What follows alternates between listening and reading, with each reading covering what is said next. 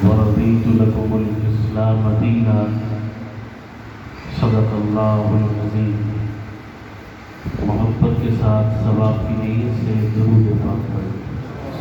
اللہم صلی علی سیدنا و مولانا محمد وعلی آل سیدنا و مولانا محمد وبارک وسلم ثم صلی علیہ۔ انتہائی قابل تقدیر حضرات علماء کرام، صدر مجلس اور میرے محترم بزرگوں، دوستوں، نوجوان ساتھیوں، آج کی یہ مبارک مجلس ایک انتہائی اہم، مقدس، بابرکت اور خوبصورت عنوان سے معنون ہے، جس عنوان کو ہم ختم نبوت کے نام سے جانتے، مانتے اور پہچانتے ہیں۔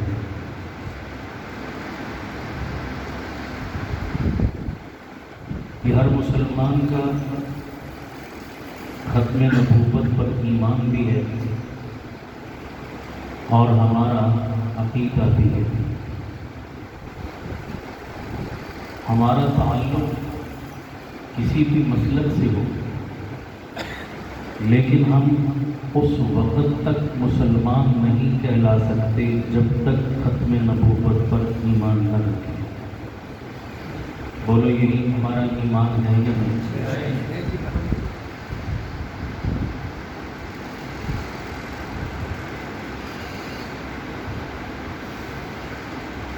ہمارے آپس کے اختلافات جزوی ہو سکتے ہیں، فروعی ہو سکتے ہیں،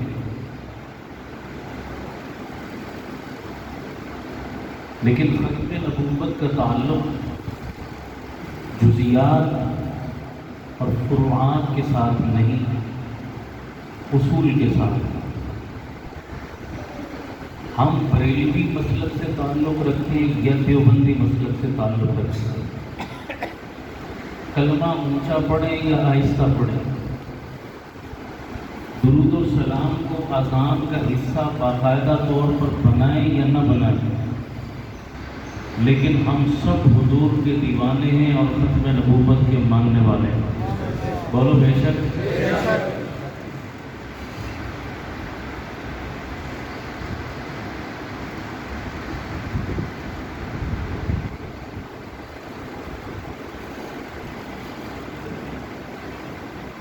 دنیا بھر میں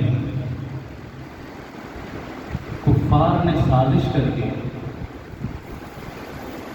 ہماری اجتماعیت کو توڑا۔ ہم مسلمانوں کو کہیں رنگ کی بنیاد پر تقسیم کیا، کہیں وطن کی بنیاد پر، کہیں قوم اور قبیلے کی بنیاد پر، کہیں سیاست کی بنیاد پر، کہیں مسلک کی بنیاد پر۔ ہماری بدقسمتی کہہ لیں، شامت اعمال کہہ لیں، ہماری جہالت اور دین سے دوری کہہ لیں کہ ہم کافروں کی اس سازش کا شکار ہو کر آپس میں تقسیم در تقسیم ہوتے چلے گئے۔ بہت توڑا ہمیں، لیکن اس تمام تر کوشش کے باوجود، تمام تر تنازعات اور اختلاف اور انتشار کے باوجود، ایک نقطہ، ایک پوائنٹ اور ایک مرکز ایسا ہے کہ ہم مسلمان جتنے بھی جدا ہوں اس مرکز پہ متفق ہو جاتے ہیں، اور اس مرکز کا نام ہے محمد الرسول اللہ صلی اللہ علیہ وسلم۔ بولو، ایسا ہے یا نہیں؟ پوری دنیا میں جب بھی حضور کی ذات پر کوئی انگلی اٹھی، نبی کی ذات کی گستاخی کی، نبی کی نبوت اور رسالت اور ختم نبوت کا انکار کیا گیا اور اس پر حملہ کیا گیا، خدا کی قسم مشرق سے لے کر مغرب تک شمال سے لے کر جنوب تک اپنے ہزار اختلافات کے باوجود سارے اختلافات کو پیچھے کر کے مسلمان ایک سیسا پلائی ہوئی دیوار بنا. آج کافروں کو اس سے سب سے زیادہ تکلیف ہے کہ ہم نے تو سال ہر سال کی محنت کر کے پروپیگنڈا کر کے وسائل اور میڈیا کا استعمال کر کے ایڑی چوٹی کا زور لگا کے مسلمانوں کو پارٹیوں، گروہوں، مسلکوں اور رنگ و نسل میں تقسیم کیا تھا تاکہ ان کو آپس میں لڑوائیں اور مروائیں.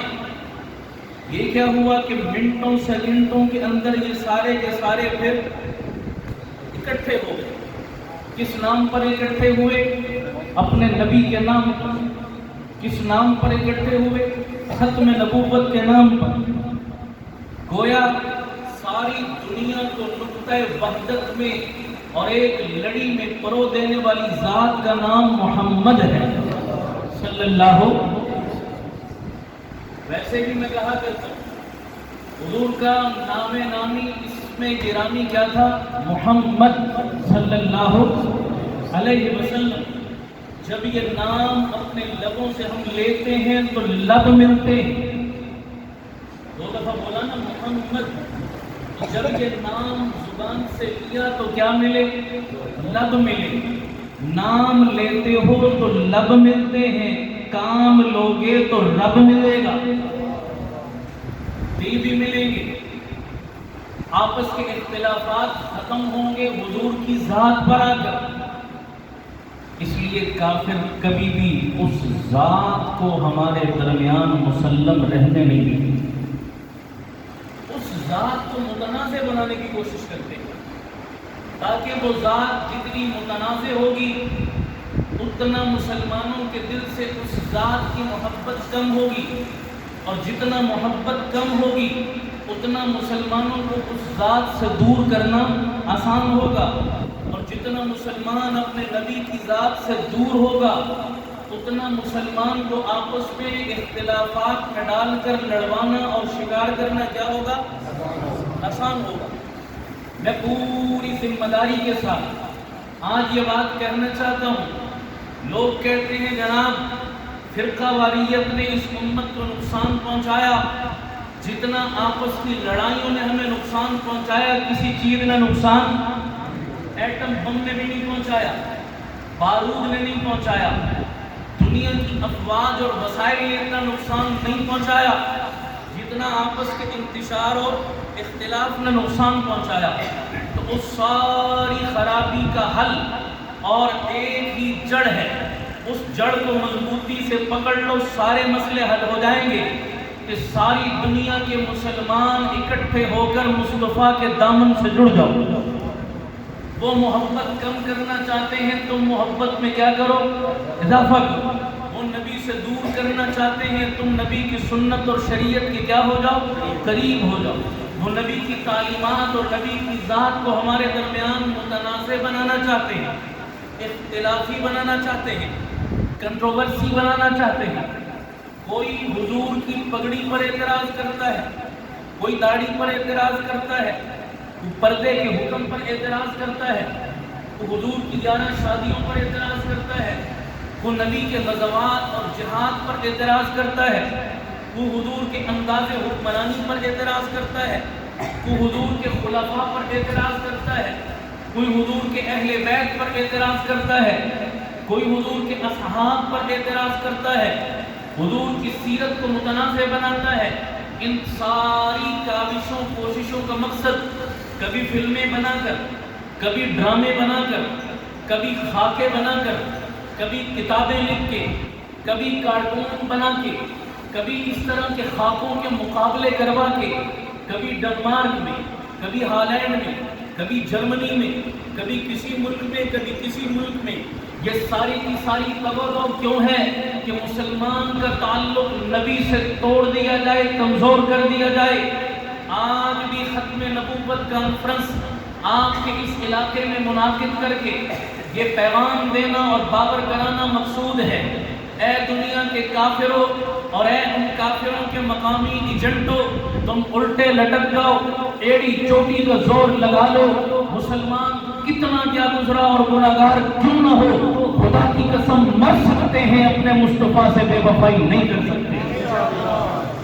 بولو صحیح ہے یا غلط ہے؟ مانا ہم نماز میں کوتاہی کرتے ہیں، ہم روزے میں سستی کرتے ہیں، ہم ناپ تول میں ڈنڈی مارتے ہیں، ہم صدق و امانت کا لحاظ نہیں کرتے، ہم جو ہے وہ شریعت کے تقاضوں پر پورا نہیں اترتے، ہم میں ہزار خامیاں موجود ہیں، لیکن ہزار خامیوں کے باوجود بھی کعبے کے رب کی قسم اپنا آخری سہارا کبھی چھننے نہیں دیں گے انشاءاللہ۔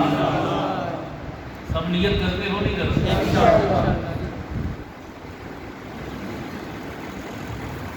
آج یہ آخری سہارا ہم سے چھیننے کی کوشش، اس کے بعد تو پیچھے کیا ہے؟ کچھ رہ جاتا ہے؟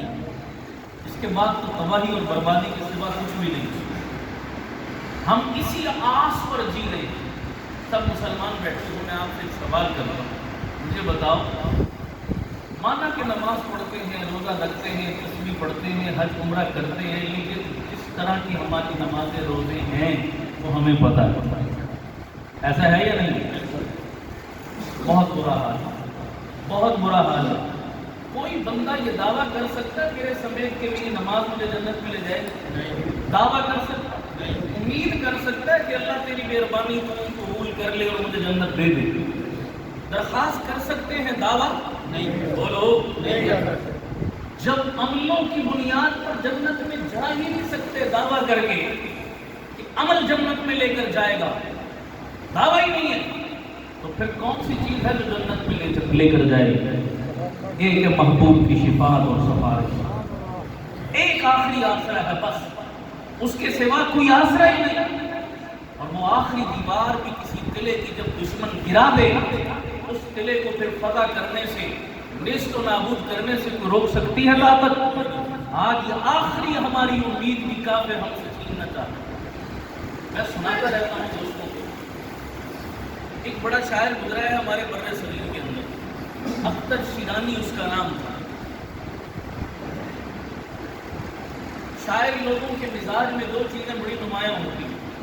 پہلی چیز، عموماً سب کی بات نہیں کر رہا، عموماً شاعر لوگ شراب پینے کے عادی ہوتے ہیں، شراب بڑے شوق سے اور طرح سے پیتے ہیں۔ اور نمبر دو، شاعروں میں ایک مزاج تعلیمی کا ہوتا ہے کہ وہ اپنے برابر، اپنے ہمسر کسی دوسرے کو شاعر ماننے کے لیے تیار۔ یہ دو چیزیں عموماً شاعروں میں پائی جاتی ہیں۔ ہندوستان کے اندر ایک محفل مشاعرہ ہوئی، بڑے بڑے شعراء کو مدعو کیا گیا اس میں کلام پڑھنے کے لیے۔ اختر شیرانی بھی اس میں مدعو تھا۔ اختر شیرانی جب اپنا کلام پڑھ کے فارغ ہوا تو شراب کے نشے میں دھت اور چور تھی، اوپر سے اس کو اپنی فتح کا نشہ بھی تھا کہ اس نے محفل مشاعرہ لوٹی۔ دوست یار اور اس کے عقیدت مند اور اس کے فین اور فالور آ کر اس کے پاس بیٹھ گئے۔ اب اس کے فالور اور اس کے عقیدت مندوں میں مسلمان بھی تھے اور غیر مسلم بھی تھے۔ تذکرہ چل پڑا اختر شیرانی کے سامنے باقی شاعروں کا۔ تو شاعر لوگ ویسے نہیں مانتے جب ہوش میں ہوں، تو جب مدہوش ہوں تو کیسے کسی کو تسلیم کریں گے۔ اختر شیرانی کے سامنے علامہ اقبال کا تذکرہ ہوا کہ جناب علامہ اقبال کیسا شاعر آپ کی نظر میں۔ اختر شیرانی نے بڑی ناک چڑھائی اور کہنے لگا اقبال کو تو شاعری کی الف بے بھی نہیں آتی۔ اقبال کیا شاعر ہے میرے مقابلے میں؟ کچھ بھی نہیں۔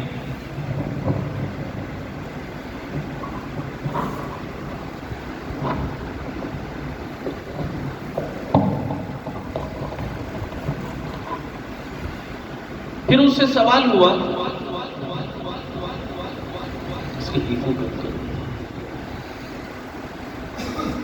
مرزا غالب کے بارے میں کیا کہتے ہیں جی آپ؟ اختر شیرانی کہنے لگا وہ کل کا بچہ میرے سامنے کیا شاعری کرے گا، کیا کلام پڑھے گا۔ مختصر یہ کہ جس شاعر کا نام لیا جاتا وہ اس کو ردی کی ٹوکری میں ڈال دیتا، سب کی نفی کرتا۔ جاننے والوں میں کچھ اس کے عقیدت مند بھی تھے لیکن تھے غیر مسلم۔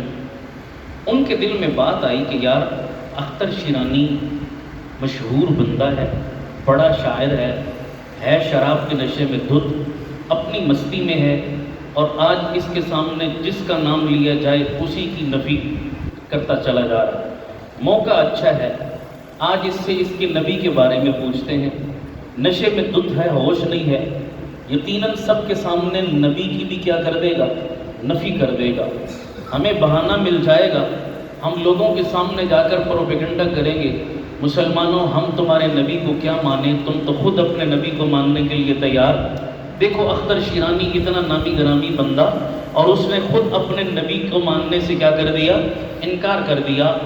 دل میں یہ نیت تھی بری، اس نیت کو دل میں رکھ کر ایک غیر مسلم عقیدت مند نے اختر شیرانی سے پوچھا، جناب اقبال کی بھی آپ کی نظر میں کوئی حیثیت نہیں، مرزا غالب بھی کل کا بچہ ہے آپ کی نظر میں، کوئی قداور شخصیت آپ کی نظر میں نہیں، تو آپ کا اپنے نبی کے بارے میں کیا خیال ہے، کیا گمان ہے، کیا اپنے نبی کے کسی کمال کا اعتراف کرتے ہو؟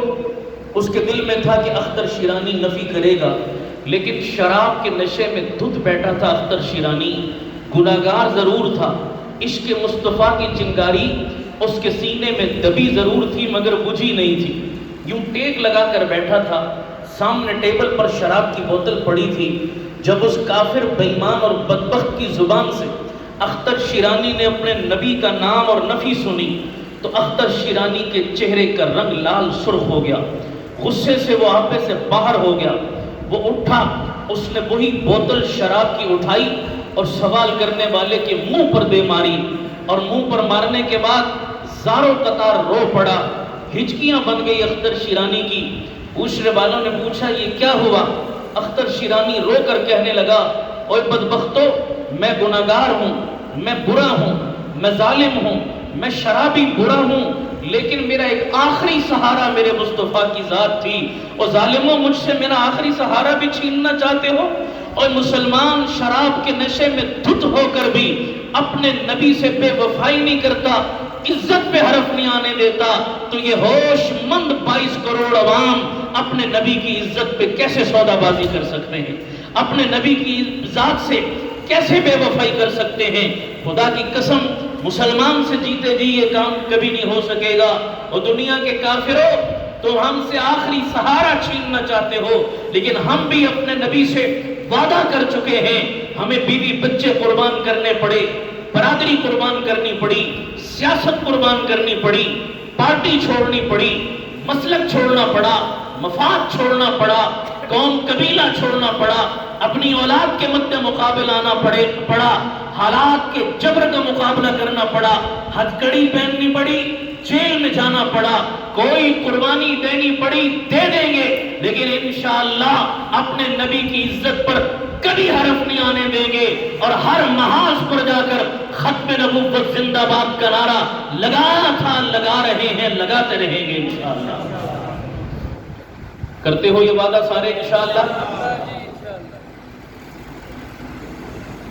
کوئی پارٹی ہے آپ کی، کوئی جماعت ہے آپ کی، مسلم لیگ کے ہو تب، پیپلز پارٹی کے ہو تب، بلے والے ہو تب، اقتدار میں ہو تب، اپوزیشن میں ہو تب، مالدار ہو تب، غریب مزدور ہو تب، پڑھے لکھے ہو تب، جاہل ہو تب، اسکول کالج کے اسٹوڈنٹ ہو تب، بزرگ اور زمیندار اور کسان ہو تب، مرد ہو تب، عورت ہو تب، کسی بھی طبقے سے، کسی بھی مکتبہ فکر سے تعلق رکھتے ہو، اگر نبی کا کلمہ پڑھا، ایمان لائے ہو، تو ہر مسلمان کے دل کی آواز ہے ختم نبوت کا نعرہ۔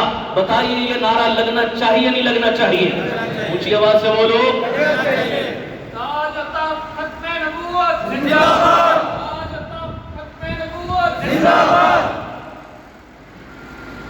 اور اس نعرے کو صرف جلسے میں نہیں، مسجد کی چار دیواری کے اندر نہیں، باہر گلیوں میں بھی لگنا چاہیے نہیں لگنا چاہیے؟ جن کا ایمان ہے اونچا بولو۔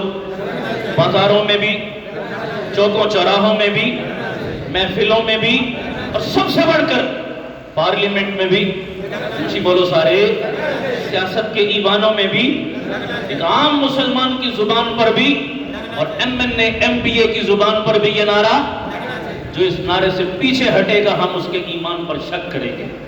بولو صحیح ہے یا غلط ہے؟ اونچی بولو سارے. سب سے مقدم یہ نعرہ ہے، بس باقی سب اس کے بعد. اب آتے ہیں ایک دوسرے پہلو کی طرف. اس طرح کی باتیں تو آپ سنتے رہتے ہیں، لیکن میں کچھ ٹیکنیکل بات بھی آپ سے کرنا چاہتا ہوں. اس مجمع میں بھی شاید کوئی بندہ ایسا بیٹھا ہو، یا ہو سکتا ہے زندگی کے کسی موڑ پر آپ کی کسی ایسے بندے سے ملاقات ہو جائے. میں ایڈوانس میں کلیئر کر دیتا ہوں. کچھ عرصہ پہلے میں ایک پروگرام میں شریک تھا. اس پروگرام میں یونیورسٹی کے ایک نوجوان آیا. اس نے مجھ سے سوال کیا. مجھے کہنے لگا مولانا صاحب مجھے ایک بات سمجھ میں نہیں آتی، آج تک بڑی الجھن اور کنفیوژن کا شکار ہوں. میں نے کہا وہ کون سی بات؟ کہنے لگا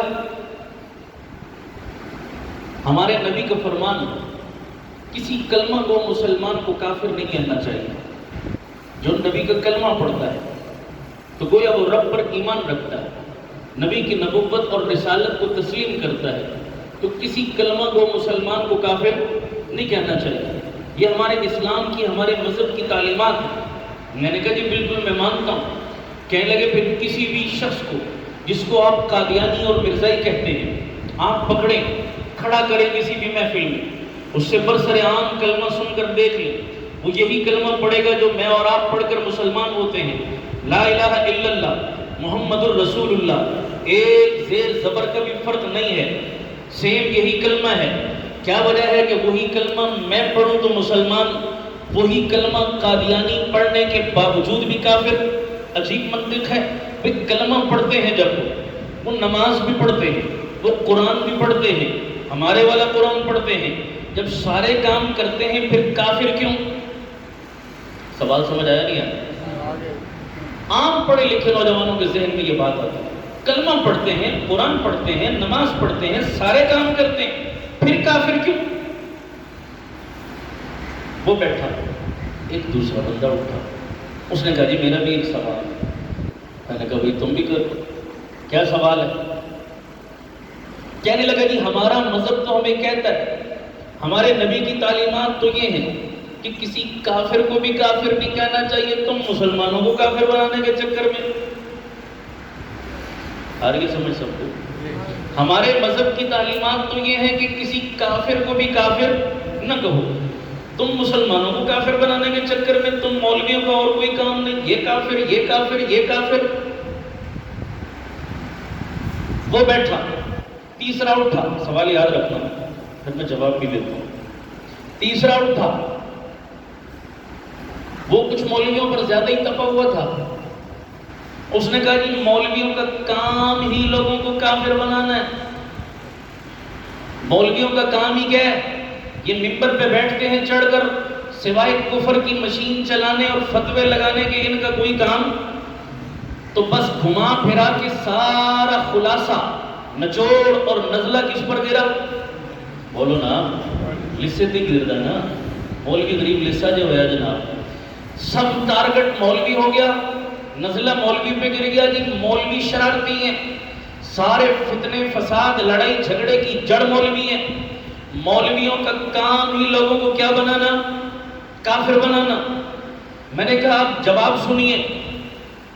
پہلی بات، مولوی کسی کو کافر بناتے نہیں، کافر کو کافر بتاتے ہیں. بنانے میں اور بتانے میں کیا ہے؟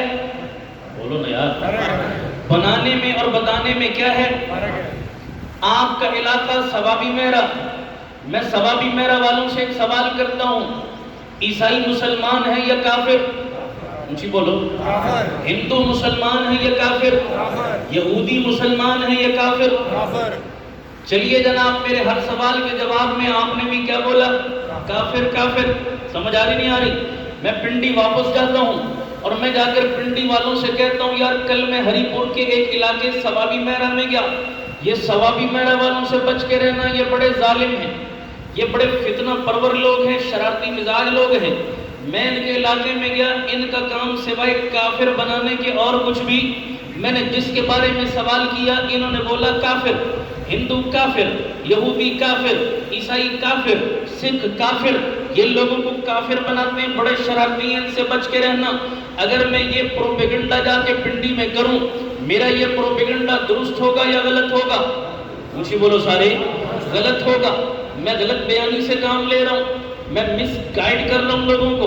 आप कहेंगे मौलवी साहब आप ज्यादती कर रहे हैं हमारे साथ, आप पूरी बात नकल नहीं कर रहे, आधी बात हमारी पिंडी वालों को बता के खामखा हमसे बदगुमान कर रहे हैं। पूरी बात क्या है? आप कहेंगे मौलवी साहब पूरी बात ये है, हमने काफिर बनाया नहीं, हमने काफिर को काफिर, हिंदू हमने काफिर नहीं बनाए, अपने अमलों से बने। यहूदी हमने काफिर नहीं बनाए, अपने करतूतों से बने। ईसाई हमने काफिर नहीं बनाए, अपने अकीदे से बने। हमने, बोलो ना यार, हम बनाते फिर हम मुजरिम थे। हमने बताया है तो हम बता रहे हैं, क्या बुरा कर रहे हैं? जो गलत था उसको गलत कह रहे हैं। चौकीदार चोर को चोर बनाता नहीं, चोर को चोर, बोलो ना, चौकीदार का काम चोर को चोर बनाना नहीं, चोर को चोर बताना है। बनाने में और बताने में क्या है? फर्क है। हाँ जनाब, मैं एक बात और कहता हूँ, चौकीदार का काम बताना है। अगर वो बताने वाली ड्यूटी पूरी न करे तो समझा जाएगा कि चौकीदार भी चोर से, ये समझेंगे ना भाई, चोर आया चोरी करने, चौकीदार का काम था पकड़ना, शोर मचाना, लोगों को मुतवज्जे करना, यारो पहुंचो पकड़ा गया है, चोर है, चोरी कर रहा है। लेकिन अगर चोर चौकीदार भी लंबी तान कर सो जाए, मुंह पर ताला लगा ले, चुप कर रोदा रख ले और चोर काम करके चला जाए, तो सारा मोहल्ला चोर से पहले किसको पकड़ेगा? चौकीदार को पकड़ेगा। लोग आज हमें ताना देते हैं मौलवी दीन के ठेकेदार हैं। काबे के रब की कसम उठा के कहता हूँ, मौलवी दीन के ठेकेदार नहीं पर चौकीदार जरूर हैं, मोहम्मद के दीन के पहरेदार जरूर हैं। कोई भी चोर, उचक्का, डाकू खत्म नबूवत पे डाका मारेगा, नबी की इज्जत और नामूस पे डाका मारेगा, सहाबा की इज्जत और नामूस पे डाका मारेगा, अहले बैत की इज्जत और नामूस पे डाका मारेगा, कुरान और हदीस के खजाने पे शबखून मारने की कोशिश करेगा, दीन और शरीयत के किसी हुक्म को बदलने की एक जेर जबर में तहरीफ की कोशिश करेगा। तो ये एक एक जेर जबर के चौकीदार हैं, एक एक लफ्ज, जुमले, आयत और हिस्से के चौकीदार हैं। उलमा का काम है लोगों को बताना कि लोगों ये तुम्हारे ईमान का डाकू है, ये तुम्हारे अकीदे और नजरिए का डाकू है। उलमा बोले तो हमारे मोहसिन है, चौकीदार बोले तो हमारा मोहसिन है। चौकीदार चुप रहे तो चोर का साथी है, मौलवी चुप रहे तो बातिल और कुफ्र का साथी है। बोलो सही है या गलत है? तो मौलवी का चुप रहना अच्छा नहीं, मौलवी का बोलना ही क्या है? अच्छा है। मौलवी का काम है बताना, लेकिन मौलवी बताता है बनाता नहीं। चौकीदार चोर को चोर बताता है बनाता नहीं। मौलवी काफिर को काफिर बताता है बनाता नहीं, बनता अपने अमल से है। मौलवी कभी भी किसी को काफिर, बोलो सारे, क्लियर हो गई ये बात? अगली बात क्या सवाल था? हमारा ईमान, हमारा दीन तो हमें ये कहता है किसी काफिर को भी काफिर, तुम मुसलमानों को काफिर बना रहे हो। मैंने सवाल करने वाले से बोला, मैंने बोला तेरे सवाल ही में मेरा जवाब मौजूद है, तूने गौर नहीं किया। कहने लगा जी क्या मतलब? मैंने समझा नहीं। मैंने कहा समझता तो सवाल ही ना करता ना, इसीलिए तो सवाल किया कि बगैर समझे बात मुंह से निकालने के हम आदी हैं। कहने लगा क्या मतलब? मैंने कहा फिर दोहराओ अपना सवाल। कहता जी मेरा सवाल ये है किसी काफिर को भी काफिर न कहो। मैंने कहा खुद तो कह रहे हो। पता नहीं दोनों में समझ रही है, बिल्कुल नहीं आ रही है, समझ नहीं आ रही।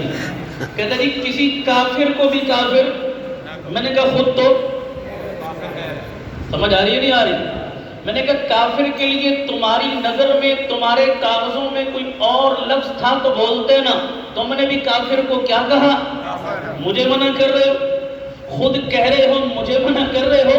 बाबा चोर को चोर न कहूं तो वलीउल्लाह कहूं, शराबी को शराबी न कहूं तो जुनैद बगदादी कहूं, जानी को जानी न कहूं तो मुत्तकी परहेजगार कहूं, دن کو دن نہ کہوں تو رات کہوں، بابا کیا کہوں مجھے بتاؤ، اور جملہ بولو، لفظ بولو میرے لیے، پھر مشکل آسان کر دو۔ دن ہے تو دن کہوں گا، رات ہے تو رات کہوں گا، چور ہے تو چور کہوں گا، زانی ہے تو زانی کہوں گا، شرابی ہے تو شرابی کہوں گا، مسلمان ہے تو مسلمان کہوں گا، کافر ہے تو میرا رب خود قرآن میں کہتا ہے قل یا ایھا الکافرون، اے نبی کہہ دیجئے اے کافروں۔ تو کافروں کو بھی کافر کہہ کر مخاطب کرنے کا حق مجھے کون دیتا ہے؟ قرآن دیتا ہے۔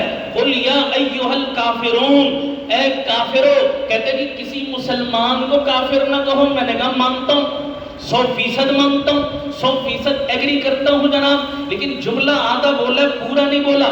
کہتا جی کیا مطلب؟ میں نے کہا کسی مسلمان کو کافر نہ کہو، مانتا ہوں، لیکن پورا کرو جملہ، کسی کافر کو بھی مسلمان، اگر کسی مسلمان کو کافر نہ کہو تو پھر کسی کافر کو بھی مسلمان نہ کہو۔ اور آسان کرتا ہوں، کسی بکرے کو اگر خنزیر نہ کہو تو خنزیر کو بھی بکرا۔ آ رہی ہے سمجھ نہیں آ رہی؟ سمجھ آ رہی نہیں آ رہی؟ اگر بکرے کو خنزیر کہنا درست نہیں تو خنزیر کو بھی بکرا کہنا درست نہیں۔ بکرا بکرا ہے، خنزیر خنزیر ہے، مسلمان مسلمان ہے، کافر کافر ہے۔ کافر کو مسلمان کہنا جائز نہیں، مسلمان کو کافر کہنا جائز نہیں، دونوں کی حدیں الگ الگ ہیں۔ تو مسلمان کو بھی کافر نہ کہو، یہ منطق تم نے کہاں سے نکالی؟ بات سمجھ آ رہی نہیں آ رہی؟ کسی کافر کو بھی مسلمان نہ، کسی کافر کو بھی کافر نہ کہو، یہ منطق تم نے کہاں سے نکالی؟ دوسرے سوال کا جواب ہو گیا۔ پہلا کیا تھا؟ کلمہ بھی پڑھتے ہیں، نماز بھی پڑھتے ہیں، قرآن بھی پڑھتے ہیں، سارے کام ہمارے والے کرتے ہیں، پھر کافر؟ بولو مرزائی پھر کافر کیوں ہیں؟ قادیانی پھر کافر کیوں ہیں؟ بڑی توجہ کے ساتھ اصول یاد کریں۔ اصول کیا ہے؟ ان باتوں کا ہمیں پتہ نہیں ہوتا نا۔ ہم سے کو پوچھے عمران خان نے 1992 کے ورلڈ کپ میں کتنے چھکے کتنے چوکے مارے تھے، آج کے نوجوان کو یاد ہے؟ نئی فلم کون سی آئی ہے، نیا ڈرامہ کون سا آیا ہے، نیا گانا کون سا آیا ہے، آج کے نوجوان کو یاد ہے، لیکن اپنی بنیادی ایمانیات اس کو پتہ، جس کا پتہ ہونا ضروری ہے ان باتوں کا پتہ نہیں، غیر ضروری باتوں میں کون کو ڈال دیا۔ اللہ سمجھ عطا فرمائے۔ سنیا، کلمہ پڑھنے کے باوجود کافر کیوں ہے جناب؟ اصول یہ ہے، ماننے کے لیے تمام چیزوں کا ماننا ضروری، تمام ضروریات دین پر ایمان رکھنا ضروری، مگر انکار کرنے کے لیے تمام چیزوں کا انکار ضروری نہیں۔ ضروریات دین میں سے کسی ایک چیز کا بھی انکار کر دیا تو بندہ کیا ہو جائے گا؟ پھر دہراتا ہوں، جملے پہ غور کرنا۔ ماننے کے لیے تمام ضروریات دین پر ایمان لانا اور ماننا ضروری، مگر انکار کرنے کے لیے تمام ضروریات دین کا انکار ضروری نہیں۔ ایک کا بھی انکار کر دیا تو بندہ کیا ہو جائے گا؟ ضروریات دین کیا ہیں؟ تفصیل علماء سے پوچھو، طوطے کی طرف بچپن میں رٹا لگا لیتے ہو، لیکن کبھی علماء کے قدموں میں بیٹھنے کی توفیق نہیں ملی، اس وجہ سے ہمیں اپنی بنیادی مسلمانی کا پتہ نہیں ملا۔ نام کے مسلمان، آمنت باللہ وملائکتہ وکتبہ ورسلہ والیوم الآخر والقدر خیرہ وشرہ من اللہ تعالی والبعث بعد الموت، آمنت باللہ کما هو باسمائہ وصفاتہ، قبلت جمیع احکامہ، اقرار باللسان وتصدیق بالقلب۔ وقت نہیں، میں تفصیل میں نہیں جانا چاہتا۔ یہ سب ضروریات دین، بولو یہ کیا ہے؟ ان کو ڈیٹیل سے سمجھو، یہ کیا ہے؟ مسلمان ہونے کے لیے ضروری ہے تمام پر ایمان لانا، اللہ کی توحید کا قائل ہونا، نبی کی نبوت اور رسالت کا قائل ہونا، فرشتوں کے وجود کا قائل ہونا، آسمانی کتابوں کا برحق ماننا، دوزخ جنت کے وجود کا قائل ہونا، بعث بعد الموت کا قائل ہونا، وجود قیامت کا قائل ہونا، بلصرات اور جزا سزا کا قائل ہونا، وزن اعمال کا قائل ہونا، یہ تمام ضروریات دین۔ ماننے کے لیے تمام چیزوں کا ماننا ضروری، لیکن انکار کرنے کے لیے، کافر بننے کے لیے ان ساری چیزوں کا انکار ضروری۔ ایک کبھی کیا تو کافر۔ مثال دیتا ہوں، یہ رومال دینا، میرے ہاتھ میں رومال، توجہ، اس کے پاک ہونے کی شرط کیا ہے؟ سارے کا سارا ناپاکی سے پاک ہوگا تو ہم کہیں گے یہ رومال پاک ہونے کی شرط کیا ہے؟ سارا پاک ہو. ہم کہیں گے یہ رومال کیا ہے؟ کیا ناپاک ہونے کی بھی یہی شرط ہے؟ سارا ناپاک ہوگا تب ہم ناپاک کہیں گے. کیا شرط ہے؟ تھوڑی سی بھی ناپاکی نجاست لگ گئی تو ہم کہیں گے یہ رومال کیا ہو گیا؟ پتہ چلا پاک ہونے کی شرط اور ہے، ناپاک ہونے کی شرط اور. مثال دیتا ہوں، صحت مند ہونے کے لیے کیا شرط ہے؟ صحت مند بندہ کس کو کہتے ہیں؟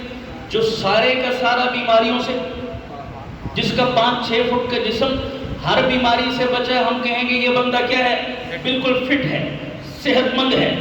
لیکن بیمار ہونے کے لیے بھی یہی شرط ہے کہ جس کو سر کے بالوں سے لے کر پاؤں کے ناخنوں تک ساری بیماریاں لگے تبھی بیمار کہلائے گا؟ نہیں. نزلہ زکام کھانسی بھی لگ گئی تو کیا کہیں گے؟ بندہ بیمار ہے جناب. پتہ چلا بیمار ہونے کا شرط اور ہے، صحت مند ہونے کی شرط اور ہے، پاک ہونے کی شرط اور ہے، ناپاک ہونے کی شرط اور ہے. صحت مند ہونے کے لیے تمام بیماریوں سے پاک ہونا ضروری ہے. بیمار ہونے کے لیے تمام بیماریوں کا لگنا ضروری نہیں، ایک بیماری بھی لگ گئی تو بیمار کہلائے گا. پاک ہونے کے لیے سارے رومال کا پاک ہونا ضروری ہے، ناپاک ہونے کے لیے سارے کا ناپاک ہونا ضروری نہیں. ایک تھوڑی سی جگہ بھی ناپاکی لگ گئی سارا رومال ناپاک کہلائے گا. مسلمان بننے کے لیے تمام ضروریات دین کا ماننا ضروری ہے، مگر کافر بننے کے لیے تمام ضروریات دین کا انکار ضروری نہیں. تمام میں سے ایک کا انکار بھی کر دیا کافر ہو گیا. جیسے مسلمان ہونے کے لیے بندہ کہتا ہے میں رب کی توحید کو بھی مانتا ہوں، اللہ کو ایک بھی مانتا ہوں، وحدہ لا شریک بھی مانتا ہوں، تمام انبیاء کو برحق مانتا ہوں، رسول پاک کو سب سے افضل و اعلیٰ مانتا ہوں، جناب صحابہ کو برحق مانتا ہوں، اہل بیت سے محبت کرتا ہوں، آسمانی کتابوں پر ایمان رکھتا ہوں، قرآن کے ہر حکم کو برحق تسلیم کرتا ہوں، روز جزا کو مانتا ہوں، قیامت کو مانتا ہوں، الصراط کو مانتا ہوں، عذاب قبر کو مانتا ہوں، ثواب قبر کو مانتا ہوں، باس بعد الموت کو مانتا ہوں، تمام چیزوں کو مانتا ہوں، حضور کو سب سے افضل بھی مانتا ہوں، سب سے اعلیٰ بھی مانتا ہوں، سب سے برتر بھی مانتا ہوں، سب سے عالم بھی مانتا ہوں، تمام چیزیں مانتا ہوں، حضور کو نبی برحق بھی مانتا ہوں. مگر صرف ایک چیز نہیں مانتا، وہ کون سی؟ سب چیزیں مانتا ہوں مگر حضور کو آخری نبی نہیں مانتا. اب مانا اس نے تمام چیزوں کو، ایک کا انکار کر دیا تو کلمہ پڑھنے کے باوجود بھی کیا بنا؟ کافر بنا. تو مرزائی اور قادیانی اگر بالفرض مان لیا جائے کہ رب کی الوہیت کے قائل ہیں، انبیاء کی نبوت اور رسالت کے قائل ہیں، اگر بالفرض مان لیا جائے وہ قرآن مجید کو برحق مانتے ہیں جیسے نبی پہ اترا تھا، وہ احادیث رسول پہ ایمان رکھتے ہیں جیسے رسول لے کر آئے تھے، وہ عقائد ایمانی پر اسی طرح ایمان رکھتے ہیں جیسے اسلاف بتا کر گئے تھے، اگر بالفرض یہ مان بھی لیا جائے تمام چیزوں کے باوجود مرزائی حضور کے بعد مرزا غلام احمد قادیانی کو نبی مانتے ہیں، چاہے ذلی مانے، چاہے بروزی مانے، چاہے مجازی مانے، کسی شکل میں بھی مانے، حضور کے بعد کسی شکل میں جو شخص کسی بھی فرد کو کسی بھی زاویے سے نبی مانے، وہ کلمہ پڑھے تب کافر، نماز پڑھے تب کافر، قرآن پڑھے تب کافر، بیت اللہ کے غلاف سے لپٹ جائے تب کافر ہے. مسئلہ سمجھ آیا؟ مسئلہ سمجھ آیا سب کو؟ کلیئر ہو گیا؟ پہلی بات تو یہ ہے کہ وہ جو کلمہ پڑھتے ہیں اس میں بھی ڈنڈی مارتے ہیں، لا الہ الا اللہ محمد رسول اللہ. ہمارے بھائی دھوکہ کھا جاتے ہیں، ہمارے والا کلمہ نہیں، ہمارے والا نہیں ہے. کیوں؟ ہم محمد الرسول اللہ سے کیا مراد لیتے ہیں؟ حضور کی ذات. کیا مراد لیتے ہیں؟ بولو بولو، کیا مراد لیتے ہیں؟ حضور کی ذات. محمد الرسول اللہ تو وہی ہے. قادیانی اور مرزائی ہمارے سامنے تو زبان سے کہہ رہا ہے محمد الرسول اللہ، لیکن مراد حضور نہیں لے رہا، مرزا کانا لے رہا ہے. دل میں نیت کیا ہے کہ محمد الرسول اللہ سے کون مراد ہے؟ مرزا غلام احمد قادیانی محمد اللہ کا رسول ہے. وہ بات سمجھ آ رہی نہیں آ رہی؟ اب ہم دھوکہ کھا رہے کہ ہمارے والا کلمہ تو ہمارے والا کلمہ تو نہ ہوا. بات سمجھ آ رہی نہیں آ رہی؟ دھوکے دے کر لوگوں کو اس طرح گمراہ کرتے، نوجوان نسل کو کنفیوز کرتے، اور کیا کہتے ہیں، او جی ہم تو کلمہ پڑھتے ہیں، ہم تو تمہارے بھائی ہیں۔ یہ مولویوں کا کام ہی انتشار ڈالنا ہوتا ہے، مولویوں کا کام ہی لوگوں کو کافر بنانا ہوتا ہے، مولوی فسادی ہیں، ہمیں ایک نہیں رہنے دیتے، دیکھو ہم تو قرآن بھی پڑھ رہے ہیں، دیکھو ہم تو نماز بھی پڑھ رہے ہیں۔ مولویوں سے بچ کے عام بندے پہلے ہی مولویوں سے متنفر ہوئے ہیں، سوشل میڈیا فیس بک سن کے، اوپر سے جب ایسی باتیں سنتے کہتے ہیں یار گل تو تیری 16 آنے ٹھیک، گل تو میرے دل میں لگ رہی ہے، یہ مولوی لوگوں دیکھو جی کلمہ پڑھ رہا ہے پھر کیوں کافر، دیکھو جی قرآن پڑھ رہا ہے پھر کیوں کافر، مولویوں کی شرارت ہے۔ اب حقیقت پتہ چلی، بتاؤ شرارتی مولوی ہے یا یہ قادیانی ہے؟ سارے بولو قادیانی۔ ایک چھوٹی سی بات اور سننا ذرا، قادیانیوں نے پوری دنیا میں جا کر ایک پروپیگنڈا کیا، شور کیا، مظلوم بنے، تمام ملکوں میں گئے، سفارتکاری کی، اقوام متحدہ تک گئے، اور جا کر پتہ ہے پاکستان کے خلاف کیا پڑھا، ہمارے خلاف، مولویوں کے خلاف۔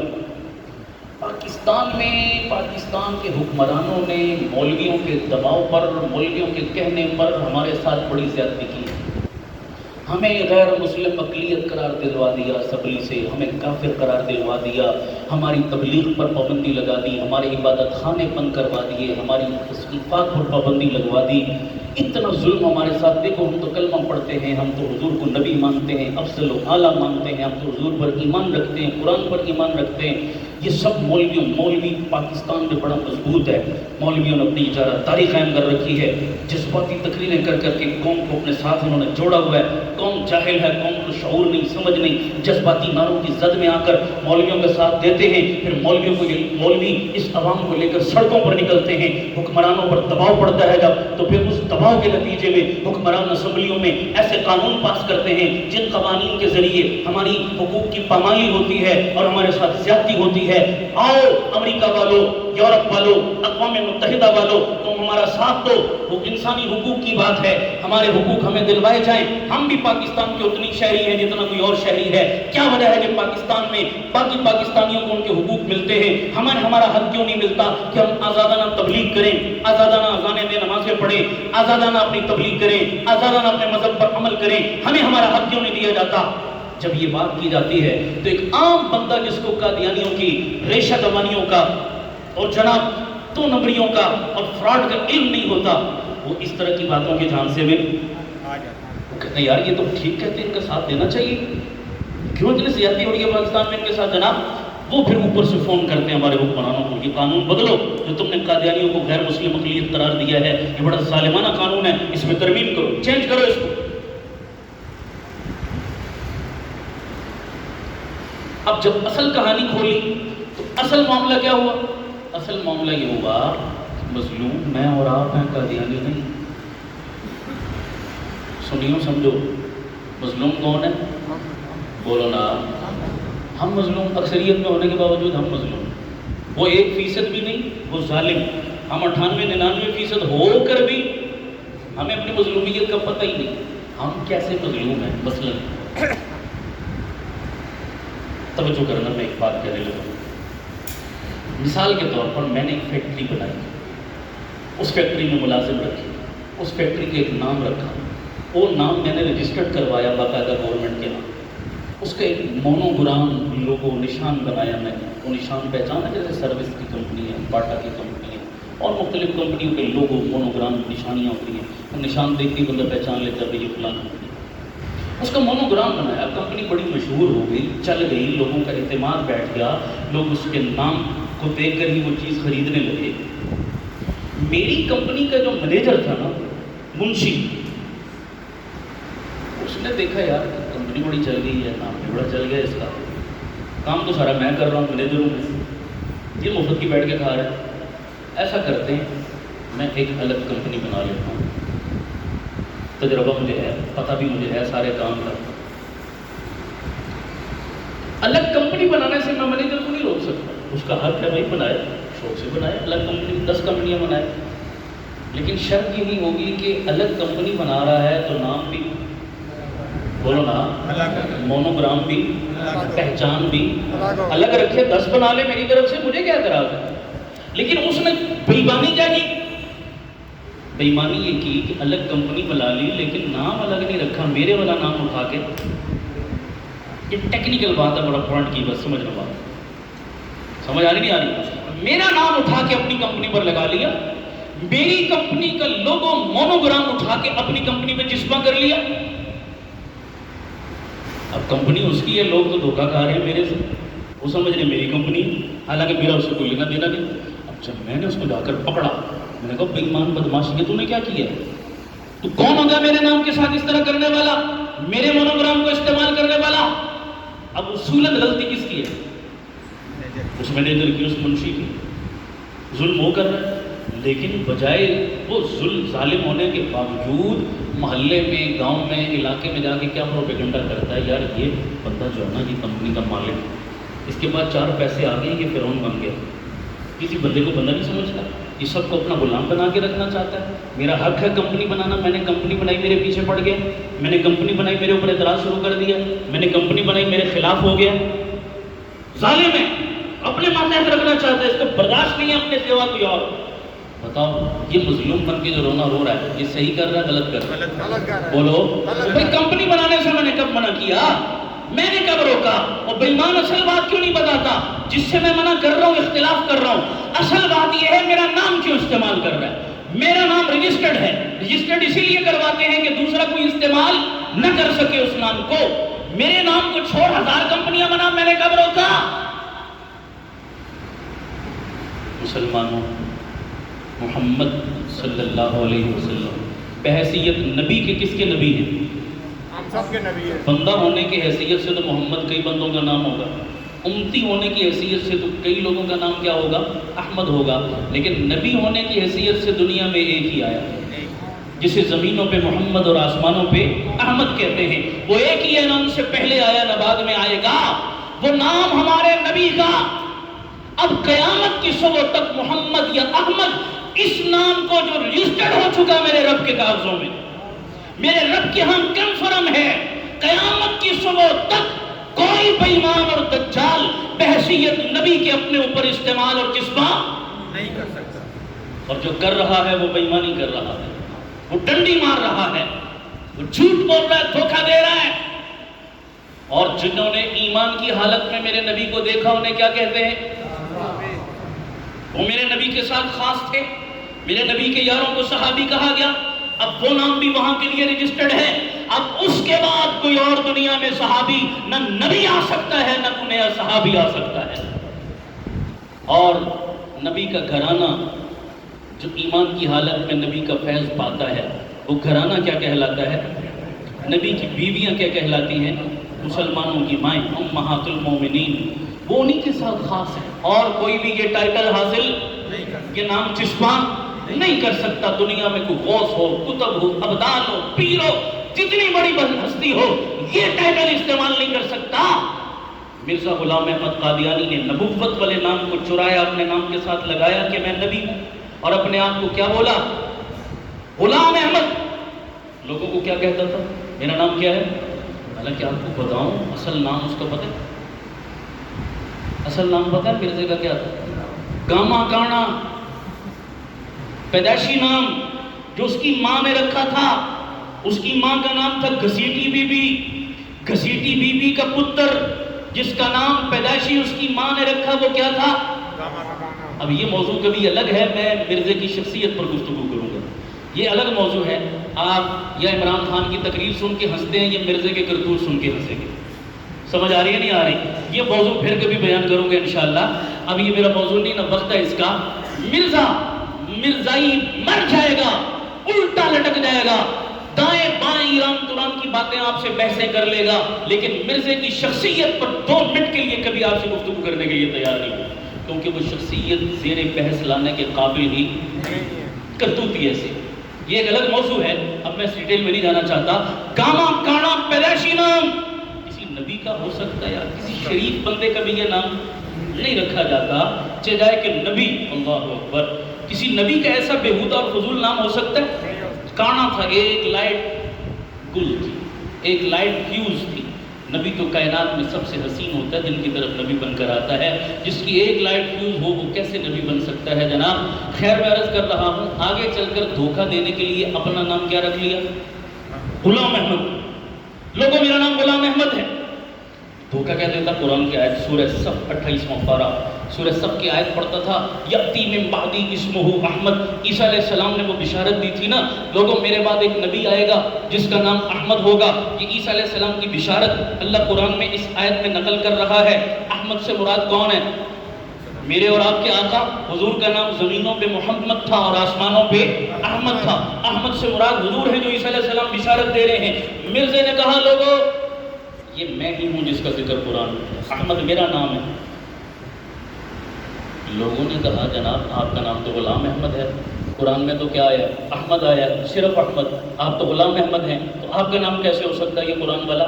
لوگوں نے اعتراض کیا تو پھر اوٹ پٹانگ ڈھگوسلا چھوڑا لوگوں کو مطمئن یا بے وقوف بنانے کے لیے. کہنے لگا یار اصل میں تو میں احمد ہی ہوں، یہ غلام تو ویسے گھر والوں نے ساتھ لگا دیا تھا اور مشہور ہو گیا غلام احمد، تو میں غلام احمد نہیں، اصل میں کیا ہوں؟ احمد ہی ہوں. امیر شریعت سید عطا اللہ شاہ بخاری طلاقت لسانی کے بعد شاہ حاضر جوابی ان پر ختم تھی. شاہ جی کو ایک جلسے کے اندر کسی نے چٹ دی، کہا شاہ جی یہ مرزا لوگوں کو یہ کہہ کر بے وقوف بنا رہا ہے اور کہتا ہے قرآن میں میرا نام آیا ہے، یأتی من بعدی اسمہ احمد. احمد کہتا ہے میرا نام. لوگوں نے کہا تیرا نام تو غلام احمد. کہتا ہے نہیں، غلام تو ویسے گھر والوں نے لگا دیا، اصل میں تو میں احمد ہوں، میرا ذکر ہی قرآن میں. شاہ جی کو جب یہ بات پتہ چلی تو شاہ جی نے جواب دیا. کہتے ہیں جیسا منہ ویسا تھپڑ، جیسی اس نے بات کی تھی ویسا شاہ جی نے جواب دیا. شاہ جی کہنے لگے لوگوں میرا نام عطا اللہ، اصل میں تو میں اللہ ہوں. عطا تو ویسے میرے ساتھ گھر والوں نے لگا دیا، میں اللہ ہوں اور نبی اللہ بنایا کرتا ہے. میں اللہ اعلان کرتا ہوں تو لامتی مردود ہے، میں نے تجھے نبی نہیں بنایا، تو دھکے سے کیسے بن گیا؟ سمجھانے کے لیے بات کی نا. نبی بنانا کس کا کام ہے؟ اللہ کا کام ہے. میں اللہ کہہ رہا ہوں تم نبی نہیں، تم مردود ہیں، میں نے تجھے نبی نہیں بنایا، تو کس کھاتے میں نبی بن گیا؟ جناب جیسا منہ ویسا تھپڑ. لوگوں کو ساری زندگی تو یہ نام چوری کیے، اس نے ٹائٹل چوری کیے، مونوگرام چوری کیے. تو بتاؤ میری فیکٹری کی کوئی چیز چوری کر کے میرے نام سے دوسری فیکٹری بنا لے تو بتاؤ مظلوم وہ ہوا یا میں ہوا؟ وہ تو ظالم ہے. تو قادیانی ظالم ہے، ظلم کیا انہوں نے ہمارے ساتھ، ہمارے نبی کے نام کو چرایا اور اپنے ماننے والوں کو مرزے نے صحابی کہا، اپنی بیویوں کو مرزے نے امہات المومنین کہا، اور جناب اپنے پیروکاروں پر وہ ساری جو ہے وہ آیات اور وہ چیزیں اور وہ تمغے فٹ کیے جو حضور نے اپنے صحابہ کے لیے خاص کیے تھے. تو ساری ہماری چیزیں، ہماری شناختیں، ہماری عبادت گاہ کا نام مسجد ہے، مرزائیوں نے چوری کیا. ہماری عبادت گاہ میں محراب، منبر اور جناب یہ مصلی اور یہ مینار بنایا جاتا ہے. یہ مسلمانوں کی عبادت گاہ. پوری دنیا میں آپ چلے جاؤ، جس بلڈنگ کے اوپر مینار ہو آنکھیں بند کر کے کہا جائے گا یہ کیا ہے؟ جس میں مسجد میں گنبد ہو کیا کہا جائے گا یہ کیا ہے؟ مسجد ہے. جس منبر پہ منبر ہو مسجد میں کیا کہا جائے گا یہ کیا ہے؟ یہ ہماری علامات، یہ ہماری پہچانیں ہیں. جس کے عمارت کے باہر بورڈ لگا ہو اس پہ لکھا ہو مسجد تو کیا ذہن میں آئے گا؟ مسلمانوں کی عبادت کی جگہ. یہودیوں کی عبادت کی جگہ کو مسجد کوئی نہیں کہتا، عیسائیوں کی عبادت کی جگہ کو مسجد کوئی نہیں کہتا، ہندوؤں کی عبادت گاہ کو مسجد کوئی نہیں کہتا. مسجد ہمارا نام، ہماری عبادت گاہ کا نام، یہ خاص حیت، خاص کیفیت، خاص سٹائل یہ ہماری مسجد کا ہوتا ہے. قادیانیوں نے سب چیزیں ہماری چوری کی نہیں کی.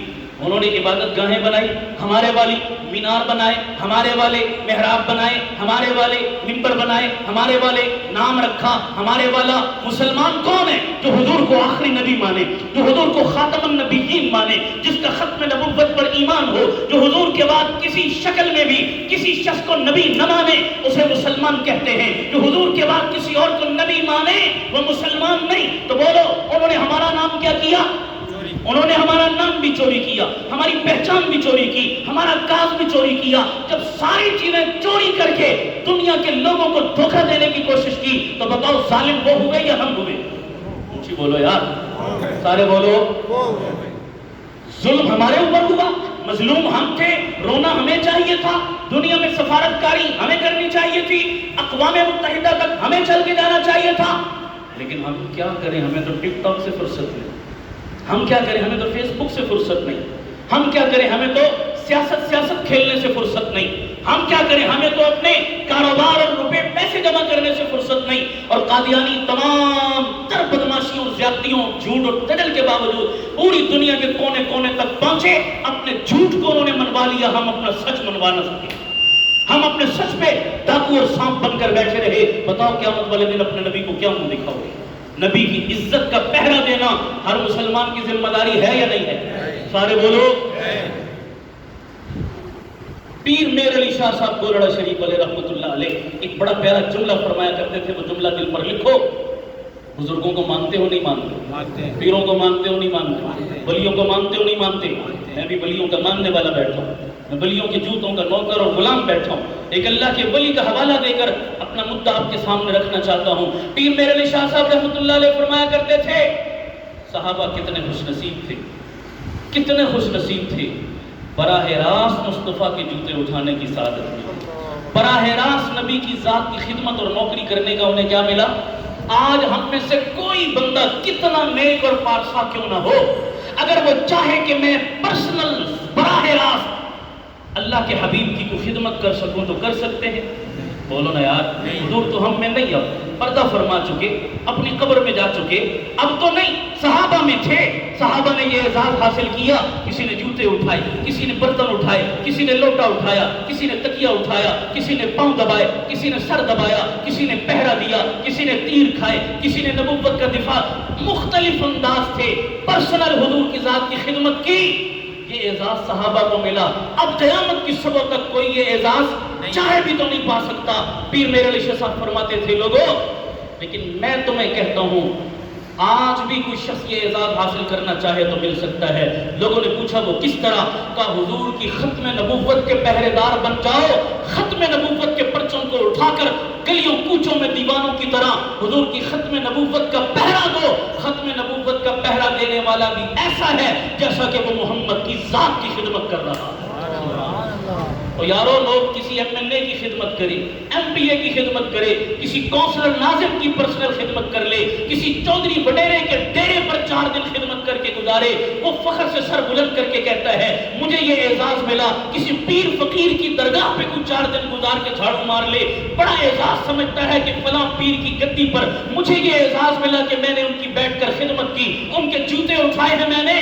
اس سے بڑا کون خوش نصیب ہوگا جو محمد کریم کی ذاتی اور پرسنل حیثیت سے خدمت کرے. اور واحد رستہ ہے اس کا یہ کہ حضور کی ختم نبوت کے پہرے دار بنو، چوکی دار بنو، اور جناب اس کے نوکر اور خادم بنو. اس کو اپنا کام سمجھو، ذاتی کام سمجھو، ذاتی ذمہ داری سمجھو. تمام مصلحتوں کو بالائے طاق رکھ کر جب ختم نبوت کا معاملہ آ جائے، سپاہی، چوکی دار، نوکر اور پہرے دار بن کر صف اول میں کھڑے ہو جاؤ. جان دینی پڑے دے دو، مال دینا پڑے دے دو، وقت دینا پڑے دے دو. بتاؤ اس کے لیے کون کون تیار ہے؟ انشاءاللہ. دونوں ہاتھ بلند کر کے وعدہ کرتے ہو اللہ کے گھر میں انشاءاللہ. کل کوئی رکاوٹ تو نہیں بنے گی؟ برادری، علاقہ، رسم و رواج، چودھری وڈیرا، راجہ خان، بولو سارے، سیاسی مجبوریاں، کوئی چیز رکاوٹ؟ کوئی رکاوٹ آئے گی بھی پاؤں کی ٹھوکر سے اڑائیں گے انشاءاللہ. اس محاذ پر کام کرو گے سارے انشاءاللہ. یہی میسج دینا مقصد تھا آپ کو. اپنے علاقے میں لوگوں میں یہ شعور بیدار کرو. نوجوان ہو تو نوجوانوں میں کام کرو، اسٹوڈنٹ ہو تو اسٹوڈنٹوں میں کام کرو، دکاندار ہو تو دکانداروں میں کام کرو، اسکول ٹیچر ہو تو اپنے شاگردوں کو یہ سبق دو. اگر آپ والد ہو تو اپنے بچوں کو بتاؤ بیٹا ختم نبوت کیا ہے، بیٹا حضور کی محبت کیا ہے، بیٹا حضور سے تعلق کیا ہے، بیٹا مرزائی اور قادیانی کون ہیں، کس طرح سازشیں کر رہے ہیں، بیٹا کتنا اہم کام ہے حضور کی ختم نبوت کی پہرے داری اور چوکیداری کرنا. اپنی ماں بہنوں بیٹیوں کو بتاؤ، اپنی بیویوں اپنی خواتین کو بتاؤ. ہر بندہ مبلغ بن جائے، پرچار کرنے والا بن جائے، پریچر بن جائے، داعی بن جائے، اور گھر گھر یہ صدا عام کرے. انشاءاللہ کوئی جملہ، کوئی بول، کوئی قدم، کوئی سانس، کوئی مال، کوئی حرکت میرے نبی کو پسند آ گئی، میری تیری نجات کا ذریعہ بن جائے گی، حضور کی نظر کرم کا ذریعہ بن جائے گی، شفاعت کا ذریعہ بن جائے گی. تو انشاءاللہ ہم وعدہ کرتے ہیں ہم اپنا آخری سہارا چھننے نہیں دیں گے انشاءاللہ. اپنے نبی سے بے وفائی نہیں کریں گے انشاءاللہ. حضور کی ذات سے وابستہ رہیں گے. اور علماء سے میں درخواست کرتا ہوں اس حوالے سے اپنی مساجد کے اندر زیادہ نہیں تو کم از کم مہینے کا 1 جمعہ اس کے لیے مختص کریں. اپنے ہفتے کے دروس میں سے 1 درس ختم نبوت کے لیے مختص کریں. اپنے نمازیوں کو موٹیویٹ کریں، دلائل کے ساتھ سمجھائیں. ان کے اشکالات کو دور کریں، ان کو اس مسئلے کی اہمیت اور نزاکت بتائیں کہ تمہارے روٹی پانی سے اہم مسئلہ ہے ختم نبوت، تمہارے بجلی سوئی گیس سے اہم مسئلہ ہے ختم نبوت، تمہاری سڑکوں کے پکا ہونے سے اہم مسئلہ ہے ختم نبوت، عمران خان کی حکومت آنے جانے سے اہم مسئلہ ہے ختم نبوت، بتاؤ اہم ہے یا نہیں؟ تمہارے کرکٹ کے میچوں سے اہم مسئلہ ہے ختم نبوت، اس کو اہمیت دو ظالموں، یہ تمہاری زندگی کا نہیں تمہاری موت کا مسئلہ ہے، تمہاری قبر حشر کا مسئلہ ہے، تمہاری نجات کا مسئلہ ہے، تمہاری جنت کا مسئلہ ہے، یہ اہم ترین مسئلہ ہے دنیا کے مسئلوں میں سے، اس کو لائٹ نہ لو، ہلکا نہ لو، ورنہ قیامت والے دن اپنے نبی کو منہ دکھانے کے قابل نعرے لگانے سے محبت کا اظہار نہیں ہوتا، محبت کا اظہار عمل سے ہوتا ہے، کردار سے ہوتا ہے، قربانی سے ہوتا ہے۔ تو اس لیے علماء کرام بھی اپنی اپنی مساجد میں ان حلقوں کو قائم کریں، دروس میں ان حلقوں کو قائم کریں، دلائل نہیں ہیں تو ان دلائل کو سیکھیں، کتابیں نہیں ہیں تو کتابوں کے لیے رابطہ کریں، لٹریچر نہیں ہے لٹریچر کے لیے رابطہ کریں۔ میں نے اپنے علاقے کے اندر اپنے علاقے کے تقریباً 300-400 علماء کو گزشتہ سال میں نے جمع کیا، میں نے 2 دن ان کے سامنے یہ سارا پہلو رکھا، علماء کے سامنے اس کی اہمیت کو رکھا، تھوڑا جھنجھوڑا، ان کو تیار کیا۔ تو مجھے کئی علماء کرام نے فرمایا کہ بھائی جزوی دلائل تو ہیں لیکن سارے دلائل مستحضر نہیں ہے ہمارے پاس، ان کا مجموعہ ہمارے ریکارڈ میں نہیں، ہماری لائبریری میں نہیں، اتنے وسائل نہیں ہے کہ محدود آمدن میں ہم اتنی کتابیں خرید سکیں، اتنا مواد اپنی لائبریریوں میں جمع رکھ سکیں، زبانی تو ساری باتیں یاد نہیں ہوتی، کہاں سے لوگوں کو اتنا ہر مہینے مواد مہیا کریں، یہ پرابلم ہے، ورنہ ہمارا دل بھی چاہتا ہے ہم لوگوں کو یہ بتائیں۔ 2 دن میں نے ان کے سامنے دلائل کے انبار رکھے، پھر 2 دن کے بعد میں نے کہا اور کچھ نہیں، 400-500 کی ایک USB ملتی ہے، آپ USB خرید کر لائیں، وہ سب USB اپنی لے کر آئے، میں نے تقریباً 200-250 کتابیں USB کے اندر ڈال کر دے دی، جن کا تعلق صرف ختم نبوت کے ساتھ تھا، جن کتابوں کا تعلق صرف فتنہ قادیانی کے ساتھ تھا، درس حدیث کے لیے الگ مواد، پوری فائلیں بنا کر میں نے کہا یہ ایک ایک فائل 200 یا 300 روپے لگیں گے، آپ کے فوٹو اسٹیٹ کراؤ، اپنی لائبریری میں رکھ لو، اس فائل کے اندر تمام حوالے، تمام کتابوں کے جو ہے وہ حوالے موجود، حدیثیں موجود، آیات قرآن مجید میں جتنی آیات ختم نبوت کے موضوع پر آئی ہیں ایک جگہ جمع کر دی، ذخیرہ احادیث میں جتنی احادیث آئی ہیں ایک جگہ پر جمع کر دی۔ میں یہ اشارے دے رہا ہوں، آپ صاحب علم لوگ ہیں، ہو سکتا ہے آپ اس سے بہتر کام کر سکتے ہو، میں نے صرف متوجہ کیا آپ کو، اس طرح علمی حلقوں میں آپ بھی کام کر سکتے ہیں، اور اسی طرح قادیانی مصنوعات کا بھی اپنی دکانوں سے بائیکاٹ کرو گے انشاءاللہ۔ قادیانیوں کی پروڈکٹ آپ خریدتے ہیں، شیزان کمپنی جس کی ہے قادیانیوں کی، اور شیزان کمپنی کا منافع، پروفٹ، سرمایہ سارا کس کے تحفظ کے لیے جاتا ہے؟ نبی کے دشمنوں کے تحفظ کے لیے باقاعدہ خرچ کیا جاتا ہے۔ اسی شیزان کی صرف بوتلیں نہیں ہیں، شیزان کمپنی کی بنی ہوئی اور بہت سے مربے ہیں، اچار ہیں، جیم ہیں، اس طرح کی بہت سی چیزیں لوگ بدلے لے کر کھاتے ہیں، جوسز ہیں، سمجھیے، اور بھی بہت ساری کمپنی ہیں جیسے ذائقہ گھی کی کمپنی ہے، اور بھی بہت سی فہرست آپ کو مہیا کر دی جائے گی۔ یہاں اپنے علماء کرام سے آپ درخواست کریں پوری فہرست، میرے دکاندار بھائیو، تم دکاندار بعد میں ہو، حضور کے غلام پہلے ہو، نبی کے امتی پہلے ہو۔ دکان پر آپ جاتے ہیں نا، جی گھر مہمان آئے ہیں، بوتل ہے، وہ کہتا جی ہے، کون سی جی شیزان پڑی ہے، آپ کہہ دو جی شیزان نہیں لوں گا، سادہ پانی پلا دوں گا مہمان، سادہ پانی پلا دوں گا، شیزان نہیں لوں گا۔ دکاندار ایک دفعہ پوچھے گا دوسرے کا، بھائی صاحب کیا اس میں کیڑے پڑے، اتنی مزے کی تو ہے بوتل، کیوں نہیں لیتے؟ تو آپ کو سمجھانے کا موقع مل جائے گا، میرے پیارے بھائی تم بھی مسلمان ہو، نبی کا تم نے بھی کلمہ پڑھا، حضور کو منہ دکھانا، یہ حضور کے دشمن ہے، اس بیچارے کو پتہ نہیں ہے نا، اس نے لائبریری میں رکھی ہوئی ہے، 2-4 مرتبہ پیار محبت سے سمجھاؤ گے، جب گاہک ڈیمانڈ ہی نہیں کرے گا تو دکاندار وہ چیز رکھے گا کیوں؟ دکاندار تو وہی چیز رکھتا ہے جس کی گاہک ڈیمانڈ کرتے ہیں، آپ ڈیمانڈ کرنی چھوڑ دو، دکاندار رکھنی چھوڑ دیں گے، تو حضور کے دشمنوں سے اتنا بدلہ تو لے سکتے ہیں نا ہم، اور تو کچھ نہیں ہم کر سکتے، گولی نہیں مارنی، ڈنڈا نہیں مارنا، لیکن یہ تو ہم نے انتقام لینا ہے، حضور کے دشمنوں کے ہاتھ مضبوط نہیں کرنے اپنے مال کے ذریعے، تو ان کی مصنوعات منگواؤ، دکانوں میں لگاؤ، اس کی پوری لسٹ آویزاں کرو کہ کون کون سی ان کی مصنوعات بن کر آ رہی ہیں، ہم ان کا کیا کریں، بائیکاٹ کریں۔ اسی طرح انٹرنیٹ پر، سوشل میڈیا پر، گوگل پر ان کی کون کون سی سائٹیں ہیں جو اسلام کے نام پر چل رہی ہیں، دین کے نام پر لوگوں کو گمراہ کر رہے ہیں، چیٹ روم کون کون سے بنے ہوئے جن کے ذریعے سے وہ لوگوں کو مس گائیڈ کرتے ہیں، مسلمان بن کر، احمدی بن کر، اور اپنے آپ کو مسلمان شو کر کے دھوکہ دیتے ہیں، اور ہمارے مسلمان ان کے جھانسوں میں آ کر اپنے ایمان رکوا بیٹھتے ہیں۔ آپ کے علم میں ہونا چاہیے، نہیں ہے تو ہمارا یہ جو ہے وہ بہترین پلیٹ فارم موجود ہے، عالمی مجلس تحفظ ختم نبوت کی شکل میں، جو پاکستان میں نہیں پوری دنیا میں ان حضور کے دشمنوں کا تعاقب کر رہے ہیں، زبردست انداز میں کام کر رہے ہیں، تمام مسالک کو ساتھ لے کر چل رہے ہیں، یہ سب کا مشترکہ کام ہے، اور اسی کے ہمارے ضلع ہری پور کے ذمہ دار یہاں ہمارے ساتھ موجود اور تشریف لائے حضرت مولانا ہارون الرشید شامی صاحب، آج یہاں پر بھی تشریف لائے، اسی فکر اور سوچ کو لے کر آپ حضرات ان سے بھی رابطہ رکھیں، یہ بھی آپ سے رابطہ رکھیں گے اپنے اپنے علاقوں میں کام کی ترتیب بنانے کے لیے، تو آپ ان کے ساتھ مل کر اس پلیٹ فارم کو مضبوط کریں گے یہاں انشاءاللہ، مضبوط ترتیب بنائیں گے نا۔ کسی بھی مسلک کے ہو بھائی، میں نے آپ کے مسلک کو نہیں چھیڑا، میں آپ کے مسلک کو کچھ نہیں کہتا، آپ کا مسلک آپ کو مبارک ہو، لیکن حضور کے غلام تو سارے ہو نا، نبی سے محبت تو سب کو ہے، میں نے تو مشترکہ بات کی، کسی مسلک کی دعوت نہیں دی۔ یار زندہ ملاقات باقی، وآخر دعوانا ان الحمدللہ رب العالمین۔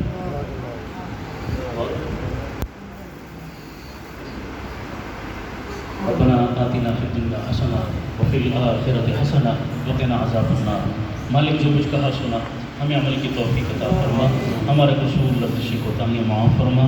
اے اللہ اس مبارک عنوان کو کہنے سننے کی غرض سے جتنے لوگ اپنے کام کاج مصروفیات کو چھوڑ کر آئے، اللہ سب کی حاضری کو قبول فرما، جو کچھ سنا سمجھ کر عمل کی توفیق عطا فرما۔ اللہ ہم بہت گناہگار بہت برے ہیں، اے کریم اللہ ہمارے آخری سہارے کو ہم سے دور نہ فرما، ہمیں اپنے آخری سہارے سے محروم نہ فرما، حضور کی محبت سے محروم نہ فرما۔ اللہ مرتے دم تک حضور کی محبت پہ قائم رکھ، اسی پر موت عطا فرما، قیامت میں حضور کے قدموں میں جگہ عطا فرما، حضور کی شفاعت نصیب فرما، حوض کوثر کا جام نصیب فرما۔ اے اللہ اپنی اولادوں کو بھی یہ محبت ڈلیور کرنے منتقل کرنے کی توفیق عطا فرما۔ اللہ حضور کے دشمنوں کو نیست و نابود فرما، اے اللہ ان کو نشان عبرت بنا دے، اے اللہ پوری دنیا کو ان کے گندے وجود سے پاک فرما دے، ہر جگہ اپنے نبی کے پرچم کو بلند فرما، دین کے پرچم کو بلند فرما، ختم نبوت کے پرچم کو بلند فرما۔ ہم مسلمانوں کو اپنے علماء سے محبت عطا فرما، تعلق نصیب فرما، ان کا دست و بازو بننے کی، ان کے مشن میں ان کا ساتھ دینے کی توفیق عطا فرما۔ اے اللہ اس علاقے کے اندر جتنے علماء کرام جس شکل میں محنتیں کاوشیں کر رہے ہیں، ان کی کاوشوں کو قبول فرما، محنتوں کو قبول فرما۔ اے اللہ ان کے مشن میں ہمیں ان کا ساتھی بننے کی توفیق عطا فرما۔ اس ملک پاکستان میں اللہ علماء کی دیندار لوگوں کی حکومت عطا فرما، حکمرانی نصیب فرما، بے دین دشمن حکمرانوں سے نجات عطا فرما۔ اے اللہ پوری دنیا میں اسلام کا بول بالا فرما، کفر کا منہ کالا فرما، سب حاضرین مجلس کی جائز حاجات اور نیک تمناؤں کو پورا فرما۔ آپس میں مسلکوں جماعتوں فرقوں میں لڑنے کے بجائے متحد ہو کر پیار محبت سے اپنے نبی کے دین کے پرچم کو بلند کرنے کی توفیق عطا فرما، قرآن کے پرچم کو بلند کرنے کی توفیق عطا فرما، آپس کا پیار اور محبت نصیب فرما، کہے سنے پر عمل کی توفیق عطا فرما۔ آمین بجاہ النبی الکریم برحمتک یا ارحم الراحمین۔